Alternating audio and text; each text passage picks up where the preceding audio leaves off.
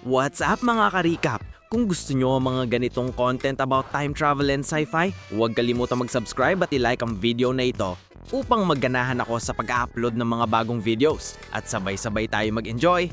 Halika, simulan na natin! Nagsisimula ang pelikula sa isang madilim na kalye kung saan dumaraan ang isang convoy ng mga sundalong Hapones sa ilalim ng malabong liwanag ng gabi. Isa sa kanila, si Second Lieutenant Yoshiaki Iba, ay napansin na huminto ang kanyang relo sa alas 5:18. Dahil sa pag-uusisa, lumingon siya sa sundalong nasa tabi niya, si Agata, at tinanong kung anong oras na. Sa kanyang pagtataka, alas 5:18 din ang nakalagay sa relo ng sundalong iyon. Binanggit din ni Agata na tila nagbago ang posisyon ng planetang Venus habang sila'y naglalakbay, ngunit binaliwala ito ni Iba dahil siya'y natutulog sa buong biyahe. Pagsapit ng bukang liwayway, dumating ang mga sundalo sa isang magandang dalampasingan kung saan nag-ulat sila sa dalawang kasamahan tungkol sa nalalapit na pagtitipon ng Eastern District. Habang bumababa sila mula sa kanilang mga truck, muling nagtanong si Agata sa ibang mga sundalo kung anong oras na. Ngunit na-discover nilang may isa na namang relo ang tumigil sa alas 5:18. Unti-unting nabalot ng pagkalito ang grupo nang mapagtanto nilang lahat ng kanilang relo ay sabay-sabay na huminto sa parehong oras. Habang pinag-uusapan nila ang kanilang pagkalito, biglang may dumaan na kawan ng mga sigal sa itaas at nagsimulang magbago ng husto ang kapaligiran sa paligid nila. Bigla na lamang lumitaw ang mga kabayong tumatakbo sa tabing dagat na lalo pang nagdagdag sa kakaibang atmosphere. Samantala, napalingon sila sa dagat at nasaksihan ng paglubog ng isa sa kanilang mga patrol boat sa ilalim ng alon. Sa bindi ng nangyari, bigla na lamang gumuho at nawalan ng malay ang buong grupo. Kinagabihan, nagising muli ang mga sundalo at natuklasan nilang gumagana na ulit ang kanilang mga relo. Nagpasya silang maghintay hanggang sa sumikat ang araw. Pagsikat ng araw, tinanglawan ng sikat ng araw ang kanilang paligid at ibinunyag ang isang lubos na nagbago at kakaibang tanawin na nagdulot ng matinding takot sa kanila. Sa kabila ng mga pagbabago, buo at maayos pa rin ang kanilang mga kagamitan.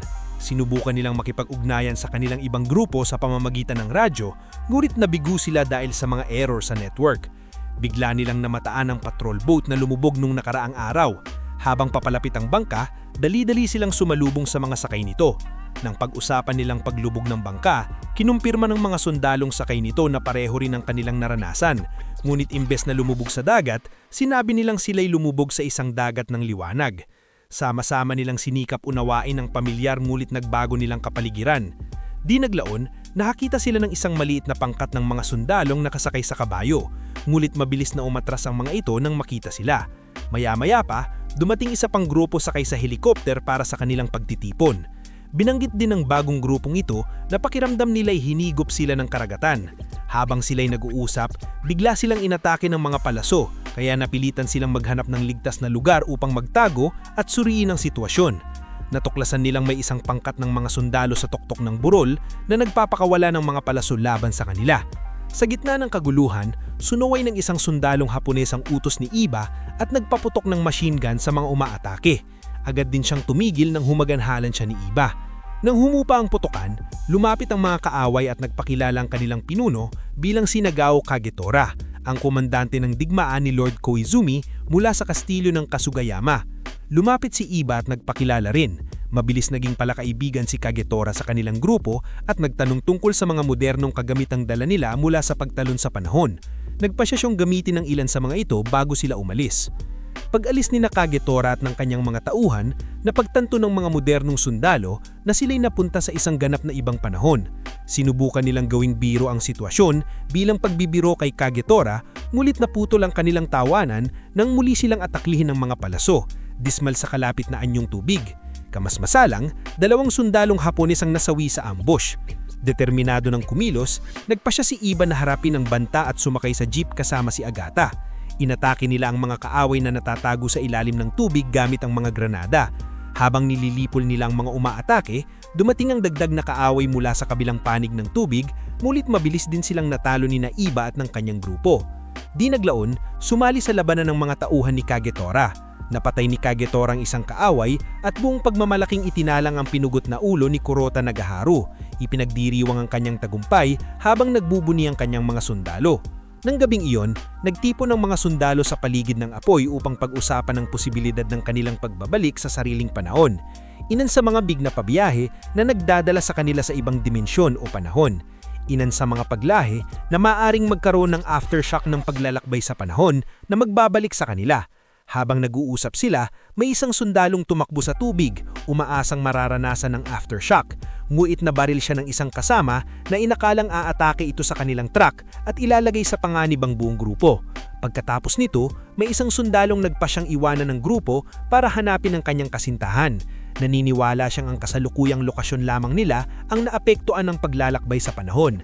Naniniwala siyang kung makakalayo sila sa lugar na iyon, babalik ang lahat sa normal at makakauwi siya sa sariling panahon. Isa pang sundalong nagpasyang sumama sa kanya.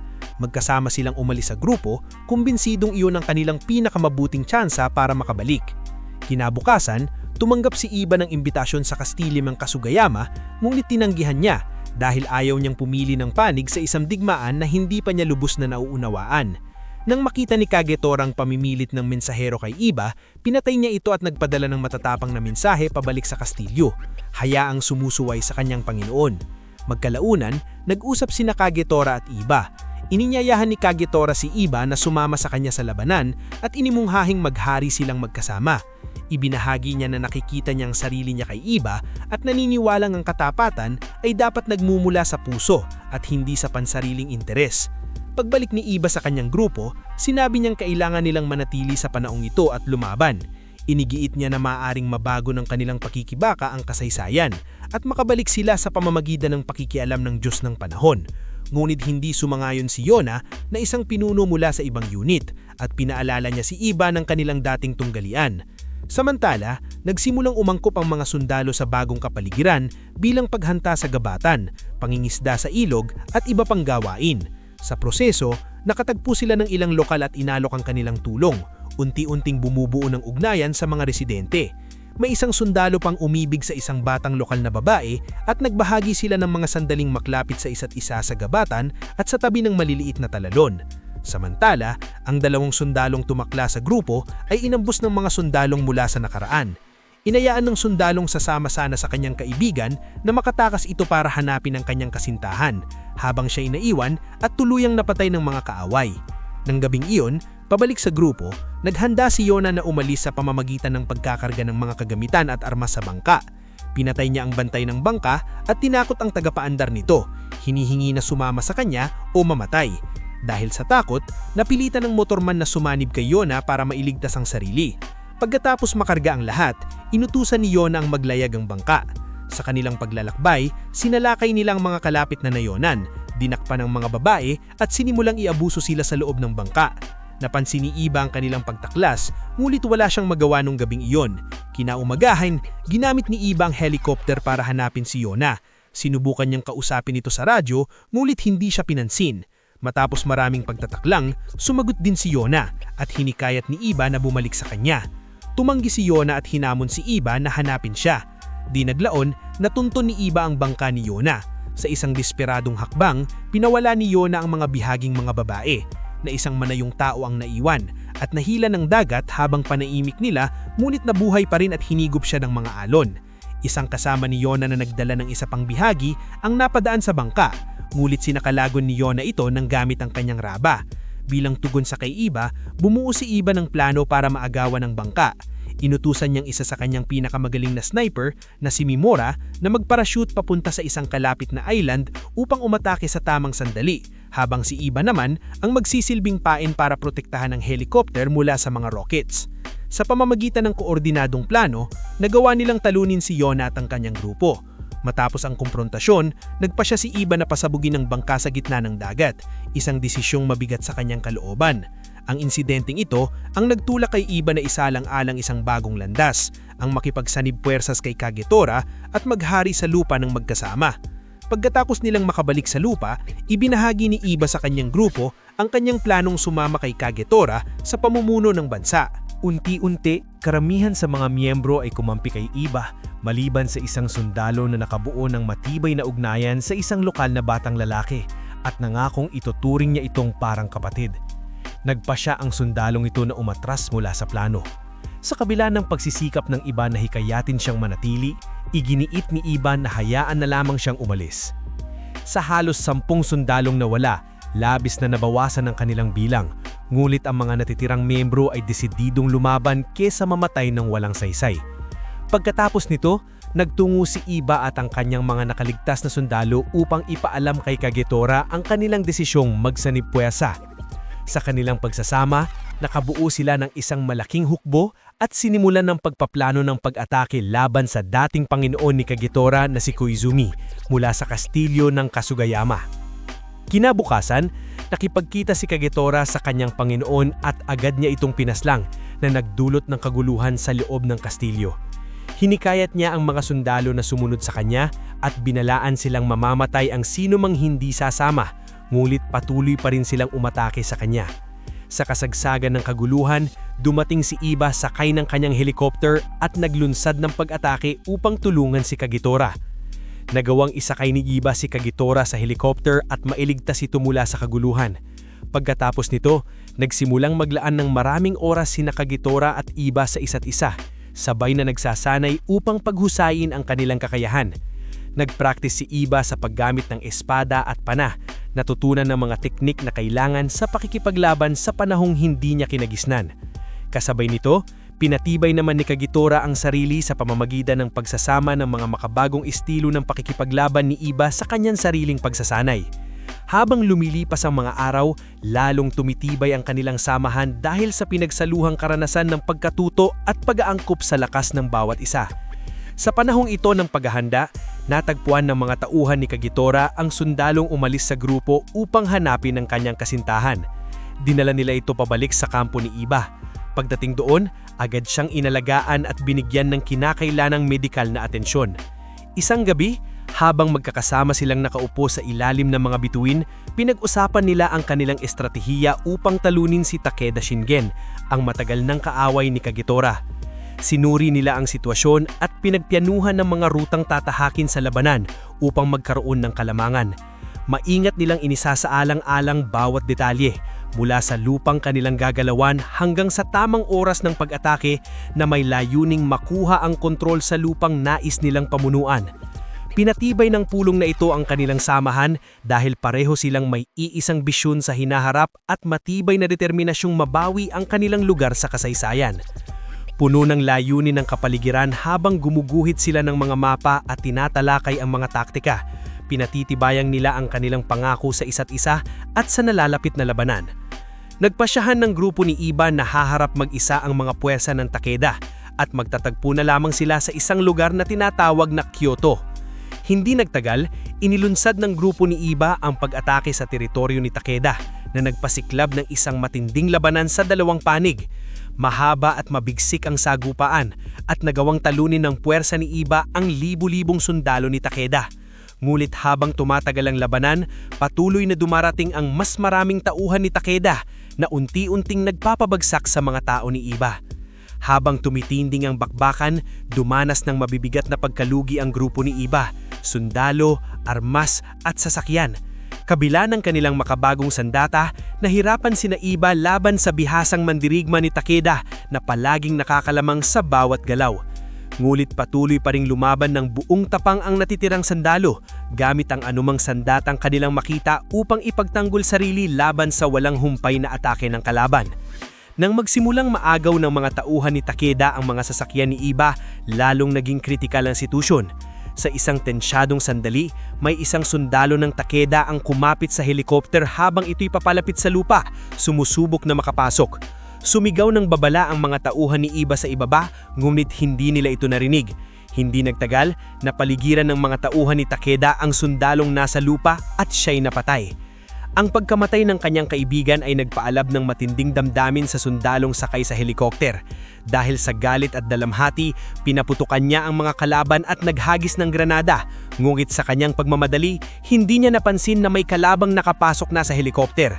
Bigla siyang inatake ng kalaban. Mabilis niyang hinarap ang dalawang sundalo sa loob bago tumalon sa labas sa tamang sandali upang makaiwas sa pagbagsak. Samantala, naharap din sa panganib ang mga tauhan ni Iba nang inatake ang kanilang truck na may dalang machine gun. Mabilis silang nagsara sa loob habang sinusubok na pasukin ng umaatake. Sa hindi kalayuan, bumagsak ang helikopter habang patuloy pa ring nakikipaglaban si Iba. Nang mapangsin niya ang pagbagsak, iniabot niya ang kanyang sandata sa isang kasama at sumakay sa isang kabayo upang ipagpatuloy ang labanan. Hindi nagtagal, hinabol siya ng ilang tauhan ni Takeda na determinadong pigilan siya. Sa mahalagang sandali na iyon, naging napakahalaga ng sanay ni Iba kasama si Kagetora. Dalubhasa niyang ginamit ang pana upang pabagsakin ang kanyang mga kaiba, ipinapakita ang mga teknik na kanyang natutunan. Bawat palasong pinakawalan niya ay hindi lamang laban para sa kaligtasan, kundi pagpupuri naman sa kanyang mga nasawing kasama. Kabila ng kanyang determinasyon, tuluyang nawala ng grupo ni Iba ang lahat ng kanilang sasakyan at karamihan ng kanilang mahahalagang kagamitan at 5 sundalo ang namatay sa labanan. Sa huling pagsisikap na baliktarin ang takbo ng digmaan, nagtungo si Iba sa punong himpilan ni Takeda. Pagdating niya, sumugod ang mga sundalo ni Takeda upang ipagtanggol ang kanilang pinuno, ngulit pinigilan ni Takeda, piniling harapin si Iba sa isang tuwirang labanang sa espada. Nagharap sila dalawa sa isang mabangis na duwelong sa espada, kaparehong ipinapakita ang kanilang husay at katibayan. Habang umiinit ang labanan, nagawang maputol ni Takeda ang espada ni Iba, na nag-iwan kay Iba sa alanganing posisyon. Agad namang bumunot si Iba ng gurel na nagbago sa takbo ng labanan. Sa huli, nagwagi si Iba at tinalo si Takeda sa tensyadong sagupaan. Habang sumusubok pa lamang huminga ng maluwag si Iba, pahiklaming sumugod ang anak ni Takeda mula sa likod upang umatake. Mabilis itong pinigilan at napatay ni Iba. Pagkatapos, pinuganan ni Iba ang huli ni Takeda at sumigaw bilang tanda ng kanyang tagumpay sa labanan. Nakatayo sa hindi kalayuan si Kagetora, pinapanood ang tinding takpong nagaganap. Matapos masaksihan ang tagumpay ni Iba, nagtungo siya sa kanilang napagkasundo ang yugang ng pagkikita. Matapos ang mahaba at mabigsik na labanan, nagtungo si Iba at ang natitirang miyembro niyang kanyang grupo sa Kyoto, ang lugar na kanilang napagkasunduan para muling magtipon. Iniwan nila ang kanilang machine gun sa tubig at hinayaang lumubog habang sila'y nagpapatuloy. May dala silang pag-asa at determinasyon para sa hinaharap kung saan mamumuno si Iba kasama si Kagetora. Sa imperial na palasyo, napunta si Kagetora sa isang tensyadong pagpupulong kasama ang kanyang mga tagapayo na Shogun Ashikawa Yoshiaki at Hosokawa Fujitaka. Pinilit nilang Kagetora na ipapatay si Iba. Iginiit nila na sa paraang iyon ay tuluyan niyang makukuha ang kontrol sa rehiyon. Nang malamang nilang nasira lahat ng makabagong kagamitan ni Iba sa huling labanan, naglabas ng direktang utos Shogun Yoshiaki kay Hosokawa na patayin si Iba sa kanilang paglalakbay. Nakiisama din ang ibang mga kalalakihan, sinasabing hindi nila maaaring pagkatiwalaan ng isang taong halos hindi nila kilala, lalo na ang isang tila sumasalungat sa likas na daloy ng panahon. Nagbala ang isang tagapayo kay Kagetora na kung babaliwalain niya ang kanilang payo, maaari ring siyang papatain kasama ni Iba. Lalong bumigat ang tensyon sa silid. Malinaw na ang pagsuway sa kanilang plano ay magdadala ng malubhang kapahamakan kay Kagetora. Habang nagkakampo ang grupo ni Iba sa kanilang lugar, napansin nila ang malaking pagbabago sa posisyon ng Venus sa langit. Pinuno ito sila ng pag-asa dahil naalala nila ang parehong pangyayari bago sila biglaang mapadpad sa nakaraan 400 taon na ang nakalipas. Dahil dito, inimungkahin ng grupo kay Iba na magtungo sila sa supply base, umaasang makakahanap ng paraan upang makabalik sa kanilang sariling panahon. Masabig ang karamihan na makauwi, ngulit mariing nitong tumutol si Iba. Iginiit niya na manatili sila sapagkat wala na rong dahilan upang bumalik pa. Mahigpit niyang binalaan ng sino mang susubok na umalis na haharap ng mabigat na kaparusahan. Dahil sa kanyang matigas na paninindigan, napilitan ng Iba na isuko ang plano ng pagbalik. Kinabukasan, dumating si Kagetora sa kinaroroonan ng grupo ni Iba, nanguhunan ng isang malaking hukbo na nakatutok ang kanilang mga sandata. Sa isang iglap, nakaramdam ng ginhawa si Iba nang makita si Kagetora, ngunit sinikap ni Kagetora na i-cheat kay Iba na wala siyang masamang balak at agad naramdaman ni Iba ang pagtatakil sa likod ng kanyang mga salita. Habang inihahanda ni Iba ang sarili upang ipagtanggol sarili gamit ang espada, binaril siya ni Kagetora at pinabagsak ng kanyang mga tauhan ang mga tao ni Iba gamit ang mga palaso. Matapos ang labanan, puno ng pagsisisi si Kagetora. Inilibing ni Iba at ang kanyang grupo ng may karampatdapat na garal. Habang nakatayo siya doon, bumigat ang kanyang dibdib, ang paalala sa mga desisyong ginawa at ugnayang nasira. Ang kalangitan ng gabi na naunay puno ng pag-asa ay tila umaalinggawang ngayon sa pagkawala ng pagkakaibigan at tiwala at iniwan si Kagetora na pagnilayan ang tunay na halaga ng ambisyon sa mundong winasak ng digmaan. Sana nag-enjoy kayo mga ka-recap. Anong masasabi niyo sa movie natin ngayon? Mag-iwan ng komento sa baba. At huwag kalimutang mag-subscribe sa ating channel para sa mga new updates at uploads. Kita-kits sa susunod na kwento. Salamat at mag-iingat tayong lahat!